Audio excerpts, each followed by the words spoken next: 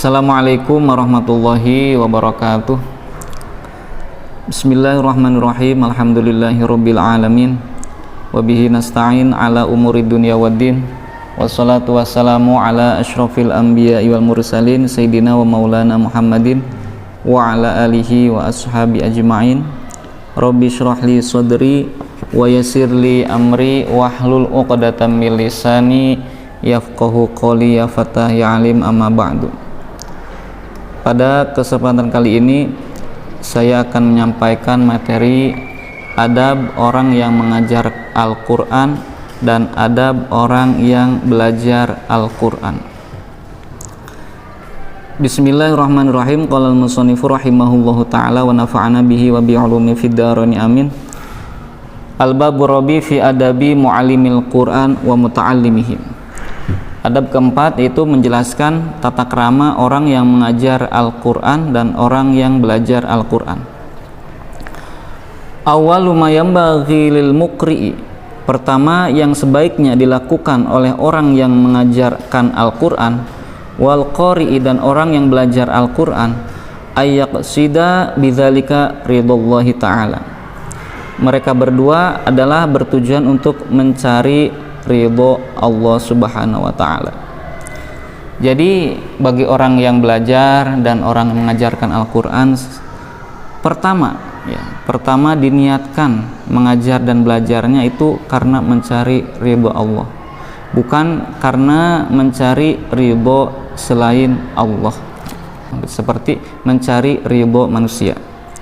Qala Allah Ta'ala berfirman, wa ma umiru illa liya'budullaha mukhlisin, dan tidak diperintahkan mereka kecuali beribadah kepada Allah mukhlisin, memurnikan amalnya dari selain Allah. Karena banyak sekali, bahkan bukan hanya belajar dan mengajar Al-Quran, Rasulullah menjelaskan kam min amalin, banyak sekali amal yatasawwaru bi surati amali dunya, bentuk amal tersebut adalah bentuk amal dunia. Artinya amal dunia itu adalah allati la thawaba biha, amal yang tidak ada pahalanya. Tetapi wa yasiru bi husni niyat min a'mal akhirah, tetapi amal dunia tersebut yang tidak ada pahalanya bisa menjadi amal akhirat karena bagusnya niat. Begitu juga sebaliknya, wa kam min amalin, banyak amal yatasawwaru bi suratil a'malil akhirah, banyak sekali amal yang berbentuk amal akhirat, artinya amal tersebut mendapat pahala, tetapi yasiru min a'mali dunya, amal akhirat berubah menjadi amal dunia, tidak dapat pahala, bisu inniyah, dengan jeleknya niat. Jadi jangan sampai ketika orang yang mengajar dan orang yang belajar Al-Quran, jangan sampai niatnya karena niat selain mencari ridho Allah. Karena banyak sekali amal dunia menjadi amal akhirat, amal yang tidak ada pahalanya menjadi amal yang dapat pahalanya karena bagusnya niat. Dan sebaliknya, banyak amal yang tadinya amal akhirat mendapat pahala, disebabkan buruknya niat menjadi amal dunia tidak dapat pahala. Contohnya apa? Ya, di sini orang yang mengajar dan orang belajar Al-Quran mencari, karena ini adalah amal akhirat, tapi dia niatnya karena bukan ridhollahi, tapi mencari ridho manusia dan sebagainya, maka dia yang mengajar Al-Quran dan yang belajar Al-Quran tidak dapat pahala. Tetapi amal dunia yang bentuknya, yang mana amal dunia tidak dapat pahala, bisa dapat pahala menjadi amal akhirat karena bagusnya niat. Contohnya seperti kal akli, makan, wasyurbi dan minum, wan naumi dan tidur. Ya, ketiganya contoh amal dunia itu bisa menjadi amal akhirat karena bagusnya niat. Kita makan diniatkan untuk bisa beribadah kepada Allah, kita ada tenaga untuk beribadah kepada Allah. Minum juga sama, tidur juga sama, kita niatkan ibadah karena Allah. Kita niatkan untuk bisa minum, bisa segar, badan kita bisa kuat melaksanakan perintah Allah. Begitu juga tidur, kita tidur malam, kita niatkan agar subuh, agar kita bisa melaksanakan sholat subuh, bisa beribadah kepada Allah. Nah, itu penjelasan niat. Nah, jadi niatnya harus mencari ridha Allah atau ikhlas. Sekarang apa itu ikhlas? Ikhlas menurut satu ulama, dari dijelaskan dari Wa'an Zinnuni rahimahullah ta'ala, itu ikhlas itu ada alamatnya. Qala salasun min amalil ikhlas, ada 3 perkara tanda-tanda ikhlas.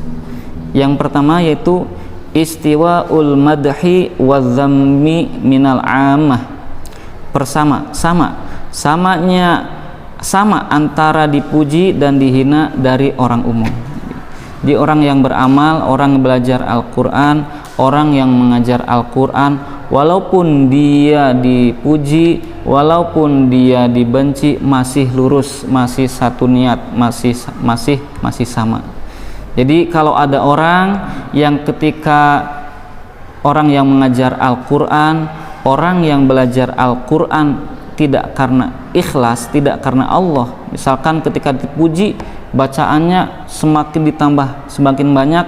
Kalau ketika ketika dihina, bacaannya menjadi sedikit. Jadi ketika dipuji semangat, ketika dihina malah tidak semangat lah. Itu berarti dia tidak memiliki tanda ikhlas yang pertama. Itu orang yang ikhlas tandanya adalah pertama, sama antara dihina dan dipuji dari orang awam, itu sama. Yang kedua wanisyanu ru'yatil amali fil a'mal. Orang yang ikhlas tandanya itu melupakan melihat amal dari beberapa amal. Tidak mengungkit-ungkit, tidak melihat amal-amalnya. Yang penting dia pokoknya membaca, mengajarkan, sudah. Tidak, saya pernah ini, saya pernah itu, saya pernah mengajar ini, saya pernah belajar ini, saya pernah belajar itu, saya pernah ngajar ini, saya pernah ngajar itu. Tidak, ya. Ini orang yang ikhlas tanda pertama. Yang kedua itu melupakan, pokoknya sudah lupa, ya. Pokoknya lurus, dia hanya mengajar dan belajar Al-Quran. Dan yang ketiga waqtidha'u thawabil a'mali fil akhirah, dia hanya mengharap pahala amal di akhirat. Jadi dia membaca Al-Quran, dia mengajar Al-Quran karena mengharap, bertujuan untuk mendapat pahala di akhirat, bukan karena amplop atau karena isinya amplop, bukan ya. Bukan karena dipuji, karena suaranya, bukan, tapi karena mengharap ganjaran pahala di akhirat. Dan yang terakhir akan menyampaikan, jadi penjelasan dari Fudail bin Iyad itu berkata, tarkul amal li ajlin nasiriyaun, orang yang meninggalkan amal karena manusia itu adalah riya. Nah, jadi ketika orang mau beramal, saya tidak enak, yang lain tidak membaca Al-Quran, yang lain tidak menghafal Al-Quran, saya nggak enak, saya nggak belajar lah, saya tidak mengajar lah. Dia meninggalkan mengajar Al-Quran, dia meninggalkan belajar Al-Quran karena manusia, itu namanya riya. Atau ketika kita, atau ibadah yang lain, kita mau sholat, misalnya sholat sunat qobliyah, sholat sunat ba'diyah, ketika kita selesai sholat fardu, kita mau melaksanakan ba'diyah, ternyata di sekeliling kita tidak ada yang sholat ba'diyah, tapi ketika dia mau melaksanakan tidak enak, saya nggak mau melaksanakan sholat ba'diyah, nggak enak sama yang lain, nggak ada yang sholat ba'diyah. Nah, itu dia termasuk tarkul amal li ajlin nasi riyaun.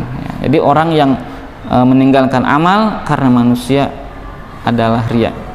Wal amal li ajlin nasi syirkun. Begitu juga sebaliknya, orang yang beramal karena manusia termasuk syirik. Orang yang mengajar Al-Quran, orang yang belajar Al-Quran karena manusia, bukan karena Allah, termasuk syirik, gitu ya. Jadi kita meninggalkan karena Allah, melaksanakan juga karena Allah, bukan kita meninggalkan karena manusia maka dinamakan riya, juga bukan karena kita melakukan amal karena manusia, itu namanya syirik. Wal ikhlas ayyu'afiyakallahu minhuma. Ikhlas itu adalah kita Allah menyelamatkan kamu dari dua ini, dari meninggalkan karena manusia dan melaksanakan amal karena manusia. Cukup sekian yang bisa saya sampaikan, semoga bermanfaat. Akhirul kalam, wassalamualaikum warahmatullahi wabarakatuh.